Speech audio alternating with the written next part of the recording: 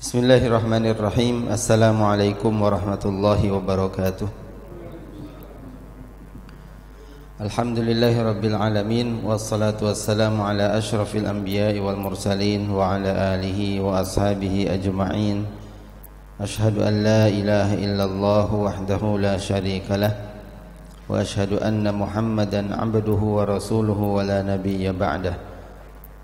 Allahumma salli wa sallim wa zid wa barik wa an'im ala habibina wa nabiyyina Muhammadin sallallahu alaihi wasallam wa ala alihi wa ashabihi ajma'in. Allahumma anfa'na bima 'allamtana wa 'allimna ma yanfa'una warzuqna 'uluman tanfa'una. Allahumma la sahla illa ma ja'altahu sahla wa anta taj'alul hazna idza syi'ta sahla. Rabbi syrah li sadri wa yassir li amri wahlul 'uqdatam min lisani yafqahu qawli, amma ba'du. Ahibati fillah, bapak-bapak, ibu-ibu yang dimuliakan Allah Subhanahu wa taala, baik yang ada di lokasi di masjid ini ataupun yang sedang menyimak melalui Shkarima FM. Alhamdulillah, pada pagi hari ini kita bisa bermuajahah untuk menghadiri majlis ini, yaitu melanjutkan kajian kita kitab At-Tibyan fi Adabi Hamalatil Quran. Mudah-mudahan ilmu yang kita dapat nanti menjadi ilmu yang bermanfaat untuk dunia dan akhirat kita. Salawat dan salam senantiasa kita haturkan pada Nabi kita, Nabi Muhammad sallallahu alaihi wasallam, keluarga beliau, sahabat beliau, dan seluruh umatnya yang melaksanakan sunnahnya sampai hari kiamat. Ahibati fillah, bapak dan ibu yang dimuliakan Allah Subhanahu wa taala, hari ini kita sampai di bab memperlakukan murid dengan baik, atau adab yang berikutnya bagi seorang muallim, yaitu memperlakukan murid dengan baik, halaman 31.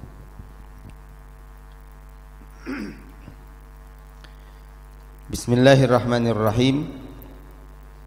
Faslun wa yanbaghi an yarfuqa biman yaqra'u alaihi wa yurahhiba bihi wa yuhsina ilaihi bihasabi halihima. Dan seorang guru hendaklah atau seyogianya bersikap baik atau lembut kepada orang yang akan belajar kepadanya, menyambutnya ketika dia datang, dan bersikap baik padanya sesuai dengan kondisinya. Salah satu di antara adab seorang guru yaitu lembut kepada murid-muridnya, tidak kasar. Hari ini kita dihadapkan dengan banyak sekali contoh-contoh yang kurang baik ketika ada murid-murid yang memperlakukan gurunya dengan kasar. Tetapi tidak sedikit pula kita menyaksikan guru-guru yang kasar kepada muridnya. Salah satu bentuk kelembutan seorang guru kepada seorang murid atau memiliki kasih sayang kepada seorang murid diantaranya adalah menyambut muridnya ketika dia datang. Apalagi dia jauh-jauh datang dari tempat tinggalnya, datang untuk ke halaqah, untuk belajar Al-Quran, maka sampai di tempat belajar tersebut seorang guru harus memahami, maka disambut dengan sebaik-baiknya dan diperlakukan dengan lembut.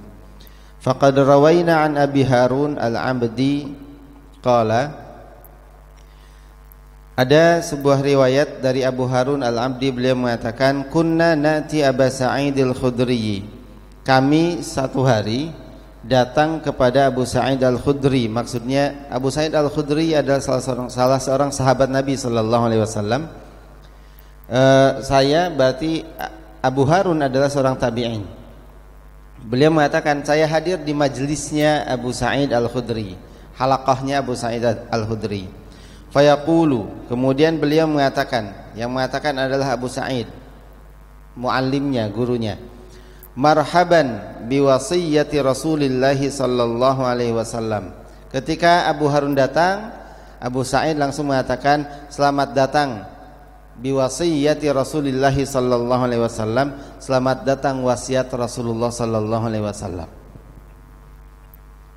Jadi disambut. Kenapa kok disebutkan selamat datang wasiat Rasulullah? Karena Rasulullah sallallahu alaihi wasallam pernah bersabda, "Innan nasa lakum tabaun." Sesungguhnya manusia itu pasti akan datang mengikuti kamu.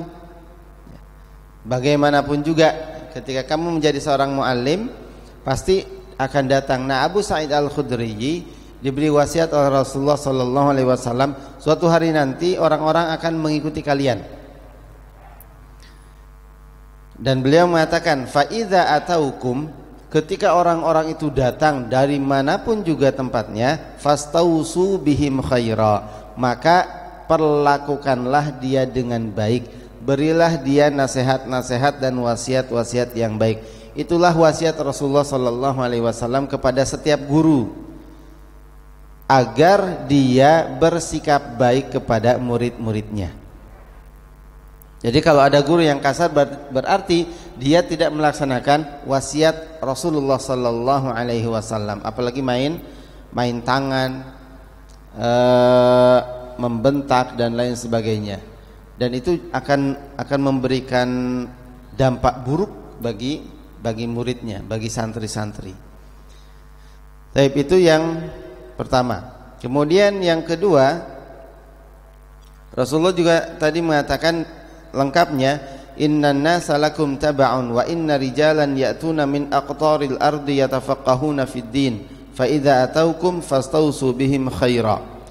Sesungguhnya manusia akan mengikuti kalian dan orang-orang akan datang kepadamu dari berbagai macam penjuru, yatafaqqahuna fid din, mereka akan belajar tentang agama ini. Fa idza ataukum fastausu bihim khaira, maka apabila mereka datang kepadamu, maka hendaklah perlakukan mereka dengan sebaik-baiknya. Rawahu Tirmizi, riwayat Imam Tirmizi, Ibnu Majah dan selain keduanya. Juga warawaina nahwahu fi Musnad ad-Darimi, dan diriwayatkan seperti itu juga dalam Musnad ad-Darimi dari Abu Darda radhiyallahu anhu. Kesimpulannya bab ini adalah tidak boleh bagi seorang guru bersikap kasar kepada murid-muridnya, apapun nanti alasannya, apapun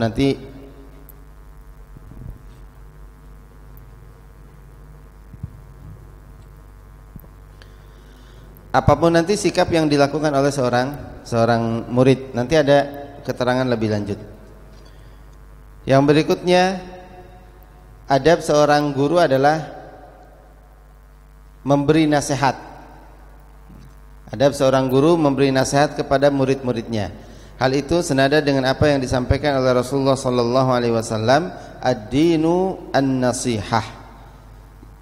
Yang sebelumnya memperlakukan murid dengan baik, yang berikutnya memberi nasihat.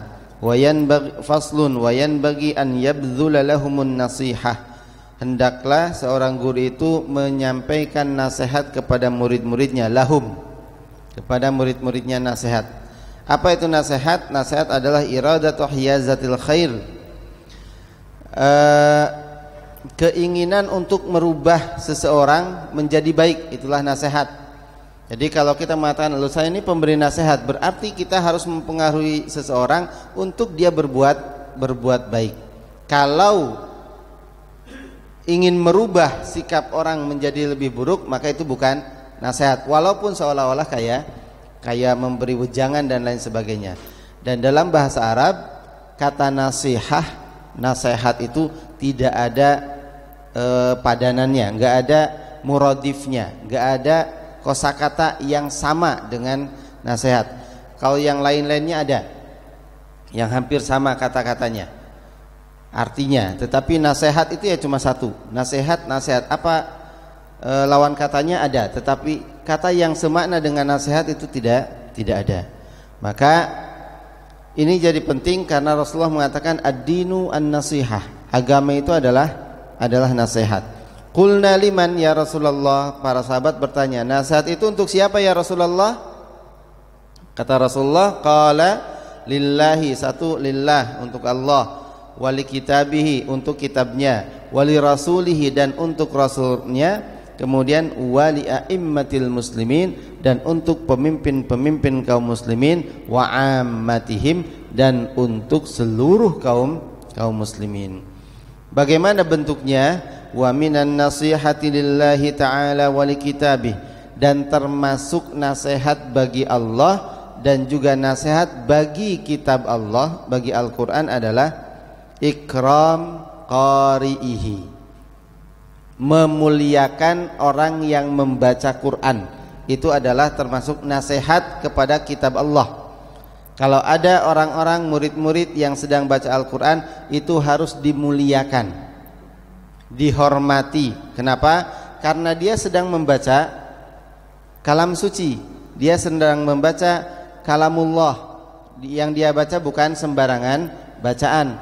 Maka memuliakan para pembaca Al-Quran, memuliakan para hamalatul Quran, memuliakan para hafizul Quran, itu bentuk nasihat kepada Allah dan kepada kitab Allah.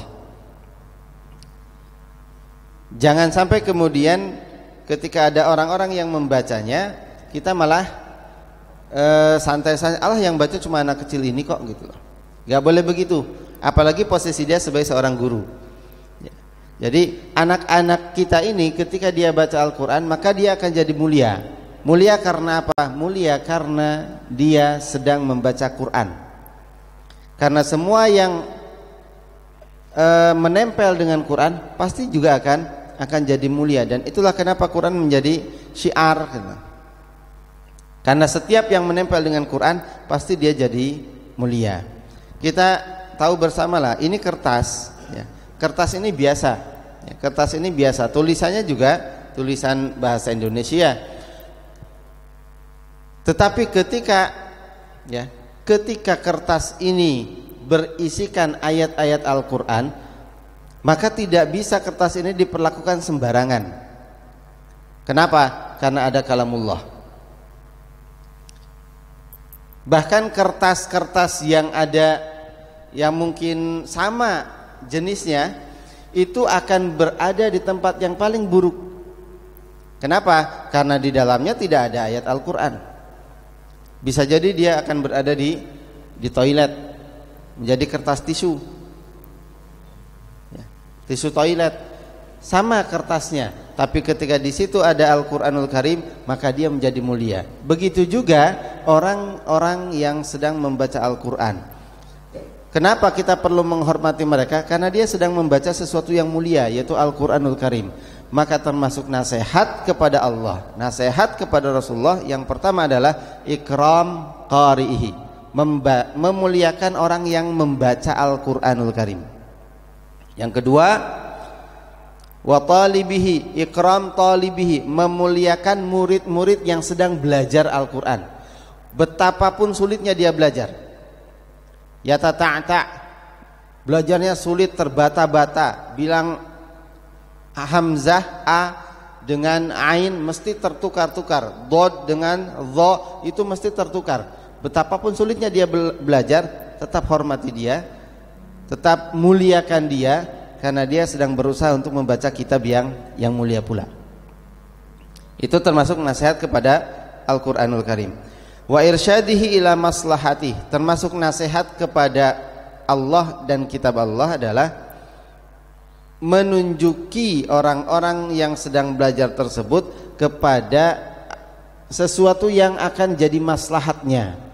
Tunjukkan ketika antum belajar Al-Quran, maka antum akan mendapatkan kebaikan A, B, C, D, disebutkan fadilah-fadilahnya. Jadi yang paling maslahat ketika antum belajar Quran, maka tidak boleh begini. Kenapa? Karena tidak maslahat.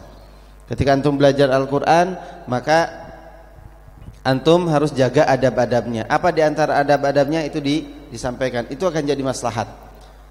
Termasuk juga untuk kehidupan masa depan dia. Itu irsyaduhu ila maslahatih, menunjukkan kepada orang yang sedang belajar tersebut apa sih yang maslahat untuk dia. Seperti contoh, kalau antum sedang belajar Al-Quran, maka jangan lupa murojaah, sesuatu yang paling berat, ya, sesuatu yang berat sekali untuk murojaah, tapi itu maslahat untuk kita. Coba Bapak ngafal Quran juz 1 sampai juz 30, tapi nggak pernah murojaah. Maslahat nggak nanti setelah hatam? Insya Allah nanti begitu hatam, yang paling diingat, yang paling lancar, ya yang paling akhir dihafal. Jadi hafal juz 1 selesai, juz 1 pindah juz 2, juz 2 hafal, juz 1 hilang. Hafal juz 3, juz 3 hafal, kemudian 1 2 hilang. Hafal juz 4, 1 2 3 hilang. Kenapa? Karena tidak pernah murojaah. Nah, seorang muallim harus memberitahu kepada murid-muridnya, "Nah, jangan lupa ketika antum sedang menghafalkan Al-Qur'an, ada satu fase yang terlama, ada satu fase yang terberat, yaitu murojaah, tikrar, mengulang-ulang kembali hafalan yang sudah dihafal." Kenapa? Karena begini, kalau Bapak Ibu punya rencana untuk menghafalkan Al-Quran 30 juz, tapi kemudian gak selesai 30 juz itu, biasanya sedih. Kenapa? Karena rencananya gagal. Tetapi yang perlu Bapak Ibu ketahui, ketika Bapak dan Ibu sekalian menghafalkan Al-Quran dan sudah hafal 30 juz Quran tersebut tapi gak pernah murojaah, maka sebetulnya Bapak dan Ibu sedang merencanakan kegagalan di situ. Gagal apa? Gagal hafalannya. Cuma bedanya orang yang gak pernah murojaah gak pernah sedih, padahal dia sedang merencanakan kegagalan pada hafalannya itu. Jadi seorang guru harus nyampaikan, antum murojaah, dan itu fase yang paling berat murojaah itu. Setiap orang kayaknya, setiap orang itu kalau suruh ngafal, senang banget. Hafalan baru, baca surat Al-Ikhlas, hafal selesai, alhamdulillah, besok sudah dapat surat Al-Lahab, nambah lagi. Tapi mengulangi hafalan yang lama itu adalah perkara yang berat. Perkara yang berat yang banyak disepelekan oleh setiap orang. Gampanglah, nanti aja murojaahnya kalau sudah khatam. Padahal begitu sudah khatam ternyata jauh lebih berat. Kenapa jauh lebih berat? Karena hafalannya sudah selesai, yang harus dihafal sudah selesai, dan tahu-tahu sudah banyak 6.000 ayat harus diulang-ulang lagi. Jadi bisa jadi kalau Bapak dan Ibu menghafalkan Al-Quran cukup dengan 1-2 tahun saja, tapi murojaah itu nggak cukup 1-2 tahun berikutnya, harus lebih lama. Kenapa? Fase terlama itulah murojaah. Selama apa? Sepanjang hidup kita itulah murojaah. Jadi nggak bisa kita ngafal Quran nggak pernah murojaah. Nah itu kalau nggak disampaikan oleh guru-gurunya, biasanya banyak murid-murid yang akhirnya lupa. Kemudian tahu-tahu pas ujian dia tidak siap. Kenapa? Karena tidak melakukan murojaah sejak awal. Baik, kemudian warifqu bihi, dan lembut kepada murid-muridnya, tidak kasar. Wa musa'adatihi ala talabihi bima amkan. Kemudian hendaklah memiliki sikap menolongnya, ya. Menolong kepada murid-muridnya yang sedang menuntut ilmu tersebut sesuai dengan apa yang dia bisa mampu, ya. Bisa mampu dengan materi, alhamdulillah. Ketika mungkin dia tidak memiliki biaya untuk belajar dan kita tolong, itu adalah sesuatu yang mulia juga. Kemudian wa an yakuna samhan bi ta'limihi fi rifqin mutalattifan bihi muharridan ala ta'allum. Hendaklah dia memiliki sikap toleran dalam mengajar, tidak kaku, meskipun tetap disiplin. Tapi ini bab, kita sedang bicara tentang bab guru. Nanti bab murid ada sendiri. Jadi seorang guru tidak kaku, harus toleran kepada murid-muridnya, karena bisa jadi yang satu ngafalnya cepat banget, sehingga kita senang. Sebagai guru itu senang kalau ada santri-santri bacaannya bagus, ngafalnya cepat, dan kita nyimaknya itu mudah. Sementara ketika nanti ada santri-santri yang bacaannya sulit dibetulkan, itu kadang-kadang ada sikap atau perasaan di hati yang kurang enak. Aduh, ini belum lancar kok sudah maju. Aduh, ini kok bacaannya kayak gini kok bisa masuk. Nah, itu tidak boleh ada. Sekarang dia murid kita. Ya, sekarang kita murid kita. Bagaimanapun keadaannya. Kalau yang datang ini orang cerdas, bacaannya sudah bagus, bersyukurlah. Kenapa? Karena kita bisa mempercepat dia. Yang harusnya mungkin targetnya 1 tahun sekian juz, ini mungkin bisa 1 tahun dia selesai. Kenapa? Karena yang datang pada kita murid-murid yang punya kemampuan baik. Tapi ketika yang datang pada kita adalah murid-murid yang biasa saja, atau mungkin dari nol dia belajar, kita juga jangan pesimis. Tapi justru di situ kita akan mendapatkan pelajaran baru. Bagaimana cara agar dia berhasil nih? Maka guru yang baik itu sebetulnya guru-guru yang ketika dia punya murid biasa saja, tapi begitu selesai dia menjadi murid-murid yang luar biasa. Berarti itu gurunya yang sukses, gurunya yang bagus. Kalau yang datang murid cerdas kemudian dia selesai dengan baik, bisa jadi itu karena kecerdasan muridnya. Muridnya sudah mandiri, cuma disentuh sedikit saja dia selesai.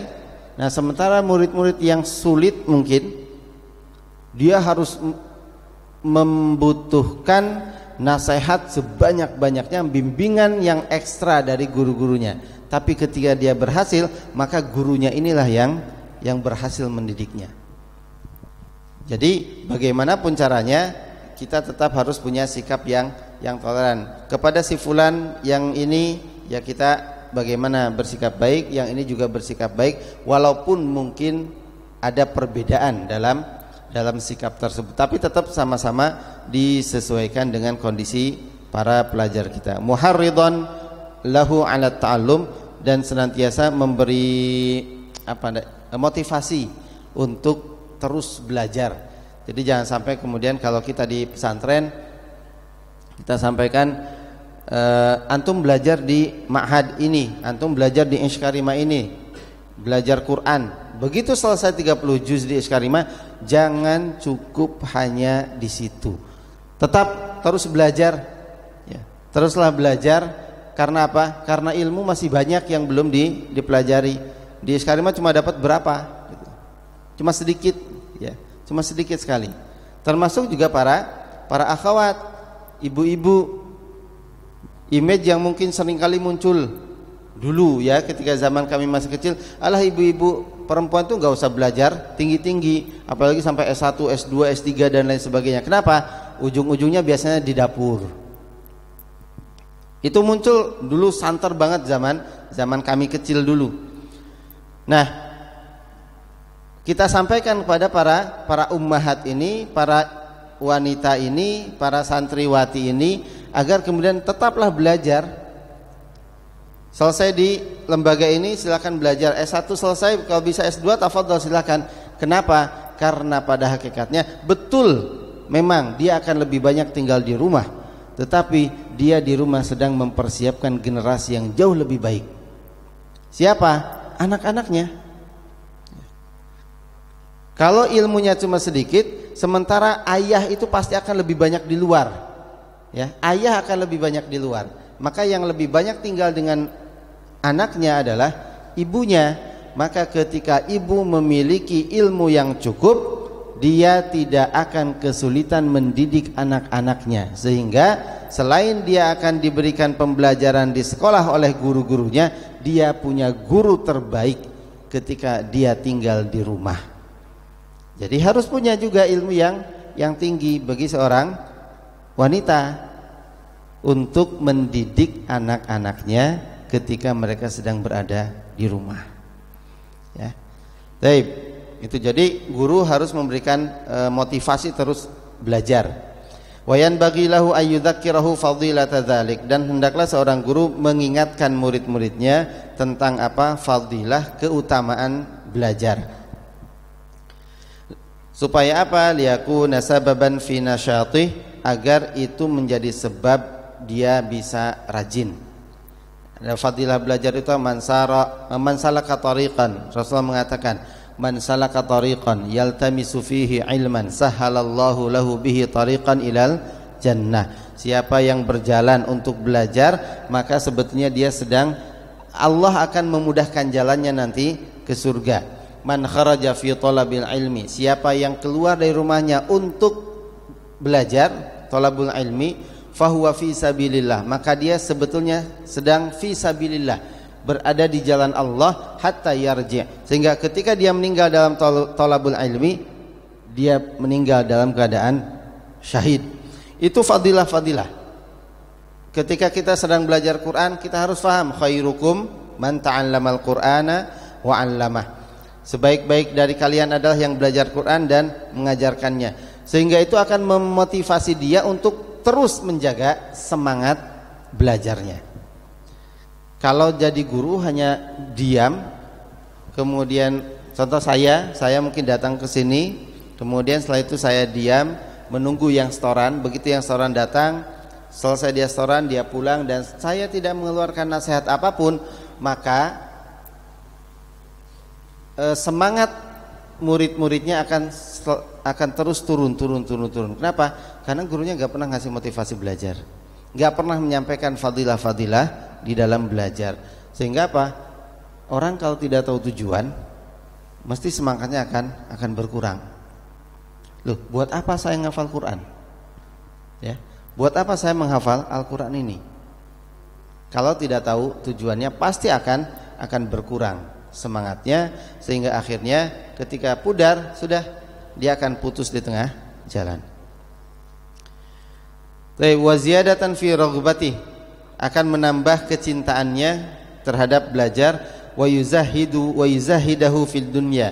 Kemudian seorang guru itu harus membuat dia zuhud terhadap dunia.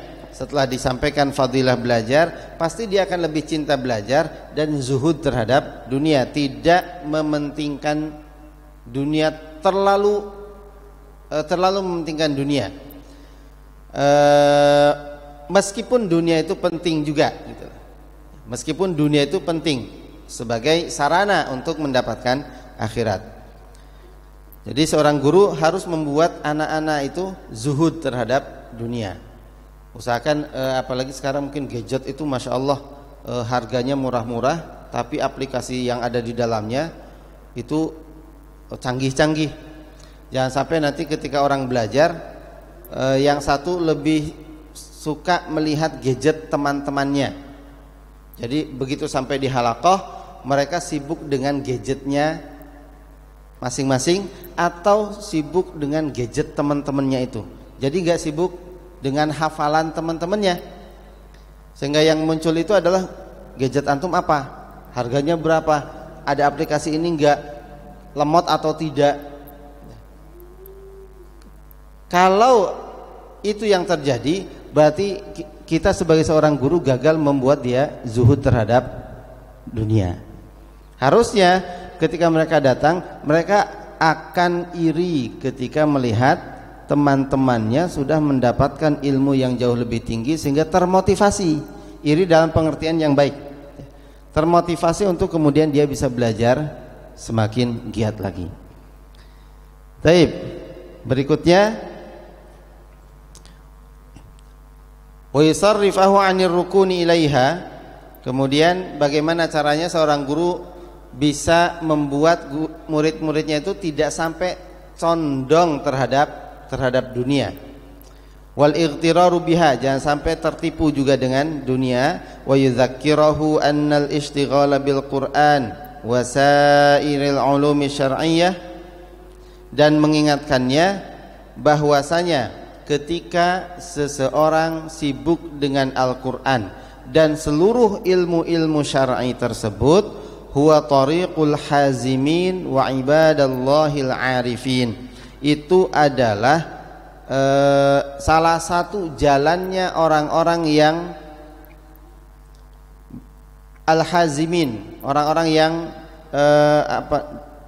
ditempuh oleh orang-orang yang sangat punya keteguhan iman. Kemudian wa ibadallahil arifin, hamba-hamba Allah Subhanahu wa taala al-arifin, yang sudah sampai tingkatan mengetahui apa kedudukannya, punya ma'rifatullah yang baik, punya tingkatan yang kuat. Wa anna dzalika rutbatul anbiya, dan itu adalah tingkatan para nabi. Jadi nabi itu belajar, meskipun belajarnya berbeda dengan kita orang-orang yang awam. Nabi belajar kepada Allah, Nabi belajar kepada malaikat-malaikatnya, dan kita sebagai umatnya juga sama. Kita harus belajar mengikuti nabi-nabi kita. Jadi kalau bahasa kita kayak tirakat lah, belajar itu sungguh-sungguh, kadang harus berkorban macam-macam. Nabi kita juga sama, apalagi nabi para anbiya itu tantangannya bukan hanya ngantuk. Tantangannya dibunuh, tantangannya dibenci, tantangannya diusir. Itu para anbiya. Untuk apa? Untuk belajar. Nah, sementara kita kan tantangannya enggak itu. Kita belajar di sini ya alhamdulillah tidak mendapatkan usiran, enggak diusir. Kemudian kita juga enggak mendapatkan ketika belajar di sini nanti keluarga kita akan mendapatkan gangguan. Alhamdulillah tidak. Tantangannya mengantuk ya, habis subuh ya. Habis hujan deras lagi kan itu. Habis hujan dingin-dingin kita belajar, habis subuh yo ngantuk. Itulah tantangan kita saat ini. Ya bagaimana lagi? Kita berusaha agar kemudian bisa tetap menjaga semangat kita untuk belajar, meskipun ada sesuatu yang lain yang mungkin secara keinginan nafsu itu jauh lebih menyenangkan. Taib. Kemudian wayan bagi an yahnu 'ala talib, dan hendaklah seorang guru itu menyayangi murid-muridnya, wa ya'tani bimasalihihi, dan memperhatikan maslahat-maslahatnya. Satu sayang, yang kedua perhatikan kemaslahatannya. Dia butuh apa sih? Kalau dia pengen belajar Quran, ya diperhatikan dia punya Quran atau tidak. Ya kalau kita guru bisa memberikan, maka kita sebagai guru berikan dia Quran. Kemudian apa yang dia perlukan saat ini? Oh, dia perlu motivasi. Kenapa? Lagi futur. Ya udah, berikan itu maslahat. Guru harus paham itu. Kadang ada beberapa muallim, beberapa guru itu pokoknya pukul rata semuanya. Pukul rata, pokoknya hari ini ya harus toran. Enggak setoran kena sanksi, ya, dikasih hukuman. Padahal dia enggak setoran, itu bisa jadi ada sesuatu yang menyebabkan dia tidak bisa menghafalkan Al-Qur'an. Nah, di balik itu kita harus tahu. Karena ada orang yang memang dia tidak setoran itu karena malas. Ada orang yang mungkin karena ketiduran. Ada juga orang yang memang karena dia punya masalah. Ya, ada masalah besar mungkin yang sedang dihadapinya, sehingga akhirnya dia tidak bisa menghafal. Nah, guru ya dia harus paham, sehingga ketika dia menyampaikan sesuatu itu betul-betul tepat, dan itu akan jadi maslahat buat murid-muridnya. Nah, memperhatikan murid-murid kita itu ka'tinaihi bimasalihi nafsih, harus sama seperti kita memperhatikan diri kita sendiri. Kita tahu nih apa yang maslahat untuk kita, apa yang baik untuk kita, apa yang perlu kita lakukan saat ini untuk kita. Saat kita bersikap dengan murid kita, kita harus bersikap kepada dia sama seperti sikap kita kepada murid-murid kita. Kalau kita nggak suka dibentak, ya jangan membentak. Kalau kita nggak suka kemudian dikerasi, ya jangan keras kepada murid-murid kita. Kita pengennya ketika bertemu orang lain itu orang lain senyum dengan kita. Ya sama, murid kita juga sama begitu. Berarti kita juga harus senyum kepada mereka, harus baik kepada mereka, karena kita pun suka ketika orang berbuat baik kepada kita. Bapak suka diberi hadiah? Suka diberi hadiah. Orang kaya pun suka kok diberi hadiah itu. Sudah kaya, punya apa-apa, kalau dikasih hadiah itu tetap senang. Itulah kita manusia. Maka sebagai seorang guru jangan sungkan juga untuk memberi hadiah. Gak apa-apa, kasih saja hadiah. Hadiah yang mungkin apa saja yang bisa kita berikan, termasuk ya hadiah senyum, ya hadiah sesuatu yang ringan, tidak mesti dengan memberi barang, tapi intinya setiap orang suka diberi hadiah karena itu akan menimbulkan rasa cinta. Tahadu tahabu, saling memberi hadiahlah maka pasti akan saling mencintai. Nah murid juga sama begitu ya. Ada muallim, ada guru, setiap hari itu dia masya Allah tabarakallah ada sanksi nggak di situ? Ada ya. Sanksi ada dilakukan di situ. Sanksinya apa? Sanksinya adalah biasanya kalau dia tidak setoran atau malas-malasan, diminta untuk membayar uang. Dan santri biasanya kalau pakai bayar uang itu paling ampuh. Kalau dipukul, suruh push up, suruh jalan berapa kali putaran, itu santri kuat-kuat, fisiknya masya Allah. Tapi kalau disuruh bayar 10.000 saja, oh mereka langsung ampuh itu. Nah suatu hari ketika saya pernah menjadi musyrif, saya pernah coba itu. Pertama dia gak setoran, saya minta dia bayar, pokoknya gak setoran satu kali bayar 10.000. Dia gak setoran, otomatis bayar cuma 10.000 buat dia. Nah, karena gak ada perubahan, kita ditambah lagi berapa? 50.000. Sekali gak setoran bayar 50.000. Ternyata Pak, santai saja, dia tetap gak setoran. Setelah diselidiki, kenapa kok dia santai-santai saja bayar 50.000 loh, berat buat santri. Uang jajannya 1 bulan 2 juta. Padahal guru-guru, ustadz-ustadznya gajinya gak nyampe segitu. Ini uang jajannya segitu. Astagfirullahaladzim. Akhirnya apa? Uangnya digunakan buat apa? Uangnya digunakan untuk haflah, untuk pesta. Pesta siapa? Halak itu sama teman-temannya. Jadi ketika uang terkumpul langsung haflah. Haflah ke sini, ke Karanganyar.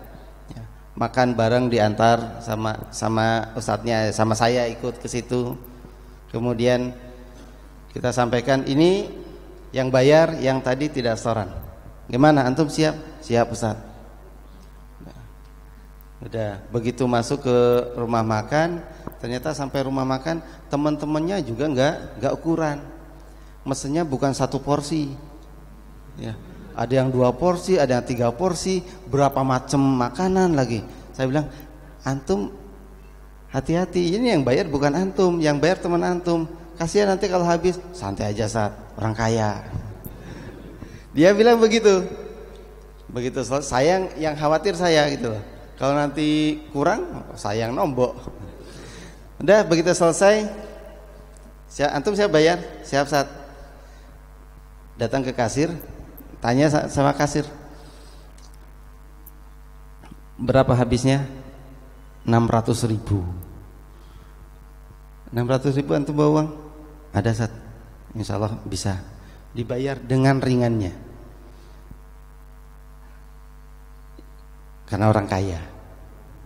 Oh ternyata dikasih sanksi dengan uang nggak jalan, ya nggak jalan. Kasih sanksi yang lain. Alhamdulillah sanksinya ringan sekali. Kemudian setelah itu mulai setoran lagi. Apa? Sanksinya cuma disuruh jalan jongkok di depan teman-temannya.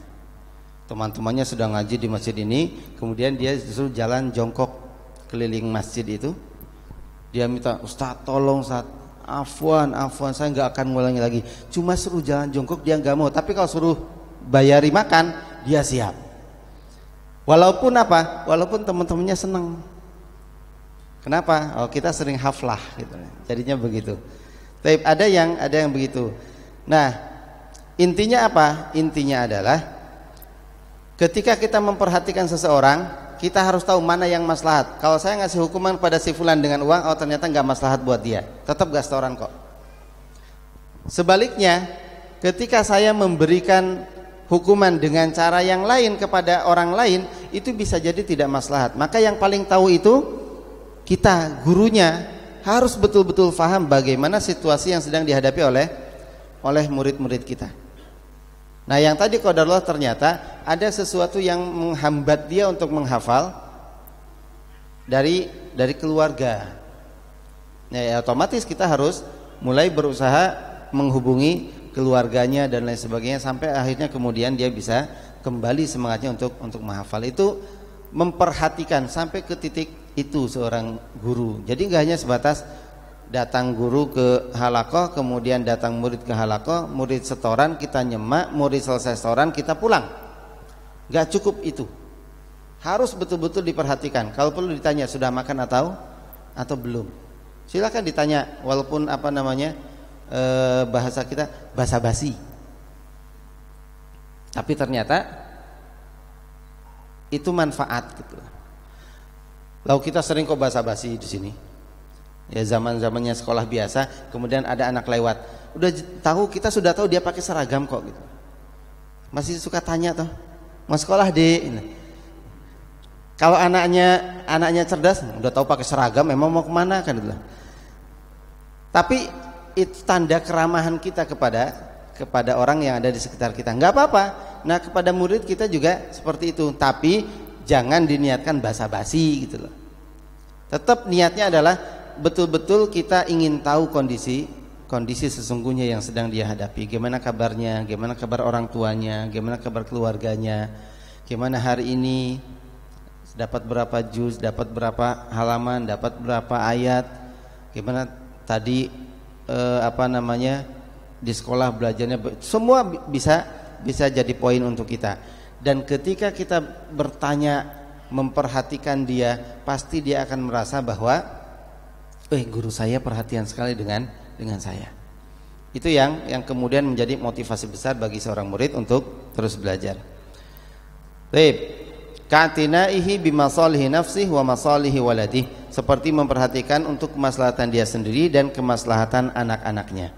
Wa yujriyal muta'allima mujra waladihi fi syafaqati alaihi, dan hendaklah memperlakukan murid-murid kita itu seperti memperlakukan anak kita sendiri. Dalam hal apa? Dalam hal satu, kasih sayang. Ya, dalam hal kasih sayang.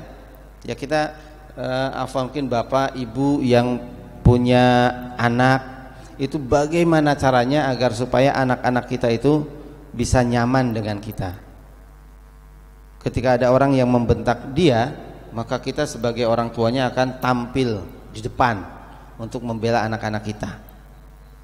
Setiap kebutuhan kebutuhan anak kita itu kita support, kita penuhi. Itulah kenapa? Itulah anak kita. Kita akan sayangi dia. Bahkan kita siap berkorban untuk dia meskipun kita mendapatkan kesulitan. Anak kita tidak punya sendal, kita belikan. Kenapa? Kita punya tanggung jawab terhadap anak-anak kita. Itu anak kita, anak kandung atau anak yang ada dalam perlindungan kita. Murid-murid kita, perlakukan dia seperti anak kita. Kenapa? Walaupun dia bukan anak kandung kita, tetapi dialah nanti yang akan mengangkat martabat kita. Karena apa? Karena ilmu yang sudah kita berikan. Gak bisa dibalas dengan apapun. Gak bisa dibalas dengan apapun, tapi Allah nanti akan mengangkat martabat seorang guru. Karena apa? Karena setiap ilmu yang diberikan kepada murid-muridnya itu akan semakin berkembang, dan di akhirat dia akan mendapatkan pahala yang berlimpah. Jadi harus sayang kepada murid-muridnya. Wal ihtimam bimasalihi, memperhatikan kemaslahatannya. Yang penting was-sabri ala jafaihi wa su'i adabi, dan sabar kalau bapak ibu sebagai seorang guru kemudian punya murid yang jafa, yang nakal, su'ul adab, ya, nakal, kemudian adabnya tidak baik kepada gurunya, tolong sabar. Saya pernah ngajar di salah satu sekolah dasar di sini di Karanganyar. Waktu itu kelas berapa ya? Ya kelas 1 sampai kelas 4. Agak kaget waktu itu ketika anak-anak itu lari-larian di atas meja, teriak-teriak semuanya. Tapi ya anak kecil, anak kelas 1, kelas 2 kan gitu. Ya mau ndak mau kita harus sabar. Mau marah ya nggak enak. Sementara sebelumnya saya tidak pernah mendapatkan murid seperti itu gitu loh. Ya ketika di atas itu, di kampung itu, murid itu ya duduk dengan tenang, memperhatikan setiap nasihat dari gurunya. Begitu masuk agak kota, loh kok kayak gini, mau dibentak. Sengaja kita dihadirkan itu, kemudian guru-guru yang ada di sekolah dasar tersebut juga dihadirkan di kelas tersebut. Untuk apa? Untuk menyaksikan bagaimana caranya ustadz-ustadz ini menangani, mengatasi murid-murid yang seperti itu. Karena guru-guru di situ sudah capek. Sudah capek, nah pengen lihat bisa enggak sih ustadz-ustadz yang dari gunung itu kemudian mengatasi yang seperti ini. Pertama kaget sekali. Kaget, yo mangkel, pengen bentak, tapi juga ada yang ngelihat. Nah, nanti kan jadi nggak pas ketika ngasih contohnya. Ya udah, disabari saja, ditelateni, lama-lama kemudian menemukan sesuatu.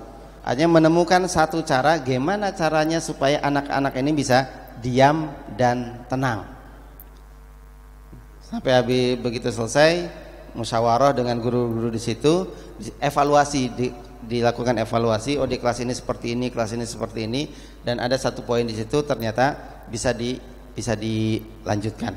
1 tahun, setelah 1 tahun saya ngajar di situ, kemudian selesai dan bisa dilanjutkan oleh guru-guru yang ada di tempat tersebut. Sabarlah, namanya anak-anak. Ya, namanya anak-anak. Kalau anak-anak juga diem terus kayak orang dewasa, kayak bapak-bapak, ibu-ibu sini, anak-anak lagi belajar kok diem, itu juga perlu curigai ini anak-anak atau bukan kan gitu. Ya. Tapi kalau berlebihan itu juga perlu metode tersendiri gimana caranya supaya bisa tenang. Tapi walaupun demikian harus ya, tetap anak-anak belajar itu harus tenang memang. Dia harus tenang, tetapi naluri dia sebagai anak-anak ya, kondisi dia sebagai anak-anak ya, fitrahnya anak-anak ya seperti itu. Kita harus maklumi, tinggal kita sebagai guru mencari cara agar kemudian dia bisa mendapat ilmu dengan baik. Nah, maka Imam An-Nawawi beliau mengatakan rahimahullah, wasabri ala jafai, kita harus sabar dengan kenakalannya, akhlaknya, adabnya yang kurang baik, wa yu'adzirahu fi qillati adabih, dan memaklumi adab-adab yang kurang pada murid-murid kita fi ba'dil ahyan, di beberapa keadaan. Jadi enggak semuanya dimaklumi. Ada adab-adab yang memang terlalu parah ya, tetap harus kita ingatkan. Fa innal insan mu'arradun lin naqais, karena manusia semuanya pasti memiliki kekurangan. La siyama, apalagi idza kana saghirus sinni, apalagi kalau anak kecil. Wa yanbaghi an yuhibba lahu ma yuhibba li nafsihi minal khair, hendaklah dia mencintai bagi murid-muridnya apa yang dia cintai untuk dirinya sendiri. Wa an yakrah, dan hendaklah dia membenci kepada muridnya ma yakrah, bukan membenci kepada muridnya, membenci apa-apa untuk muridnya sebagaimana dia benci apa-apa yang untuk dirinya sendiri. Kalau dia suka disenyumin, ya murid kita juga harus disenyumin. Kalau kita tidak suka dibentak, ya jangan membentak murid kita, seperti itu. Seperti sabda Rasulullah sallallahu alaihi wasallam, la yu'minu ahadukum hatta yuhibba li akhihi ma yuhibbu li nafsi. Tidak beriman seseorang sampai dia mencintai saudaranya seperti dia mencintai dirinya sendiri. Terakhir, wa an Ibnu Abbas radhiyallahu anhuma, dari Ibnu Abbas radhiyallahu anhuma, beliau berkata, akramun nasi alayya jalisi alladhi yatakhattan nasa hatta yajlisa ilayya. Orang yang paling mulia di antara manusia di sisiku atau bagiku adalah jalisi, temanku, teman dudukku, allati yatakhattan nas, yang dia melewati sekian banyak manusia kemudian dia duduk di hadapanku untuk belajar. Pergi jauh dia, kemudian datang dari jauh, datang masuk ke halaqah, kemudian duduk di hadapanku untuk belajar. Itulah orang yang paling mulia bagi beliau sahabat mulia Ibnu Abbas radhiyallahu anhu. Sampai saking mulianya beliau mengatakan, "Law istata'tu alla yaqa'adz dzubabu ala wajhi la fa'altu." Seandainya aku mampu untuk membuat wajahnya bersih dari seekor dzubab, supaya wajahnya itu tidak ada lalat yang hinggap, akan aku lakukan. Akramun nas, kata Ibnu Abbas, orang yang paling mulia itu orang yang jauh-jauh datang untuk belajar. Maka kalau saya mampu, saya akan lakukan apapun agar wajahnya tidak ditempeli oleh lalat. Menunjukkan apa? Kelembutan, kasih sayang seorang guru kepada murid. Lalat saja gak boleh hinggap, gak boleh nempel, apalagi tangan kita nempel di wajahnya. Dalam riwayat yang lain, wa fi riwayah inna dzubaba la yaqa'u alaihi fayu'dhini, sesungguhnya apabila ada lalat yang menempel di wajahnya, itu sudah membuat hati ini sakit. Ya, lihat kok ada laler gitu loh. Yang terasa sakit, kasihan, kenapa? Dia lagi belajar, lagi ngaji, kan ngaji mangap-mangap, kemudian tahu-tahu ada laler. Gimana kalau pas mangap kemudian lalernya masuk? Itu membuat sakit hati seorang guru. Dan itulah asyafaqah, itulah kasih sayang yang harus dimiliki oleh seorang guru. Jangan sampai menyakiti murid-muridnya. Mudah-mudahan dengan begitu kita akan menjadi seorang guru yang baik dan akan menghasilkan murid-murid yang juga memiliki kasih sayang kepada sesama, karena mendapatkan contoh terbaik dari gurunya langsung.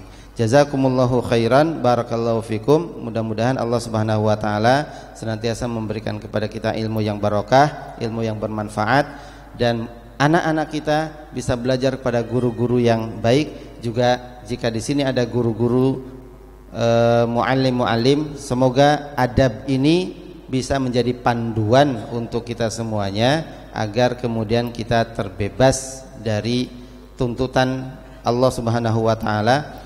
Karena Rasulullah sallallahu alaihi wasallam bersabda, "Innama bu'istu mu'alliman." Hanya aku ini diutus oleh Allah Subhanahu wa taala menjadi seorang guru. Tapi guru yang bagaimana? Ya guru yang baik, guru yang bisa mengajarkan kepada murid-murid ilmu din dengan ilmu din dengan baik, mendekatkan anak-anak kepada Allah Subhanahu wa taala dengan cara-cara yang baik pula. Itu saja, kita akan lanjutkan insyaallah pada kesempatan yang lain masih dengan adab seorang guru ya kepada murid-muridnya. Aqulu qouli hadza astaghfirullahal azim li wa lakum, barakallahu fikum, wassalamu alaikum warahmatullahi wabarakatuh.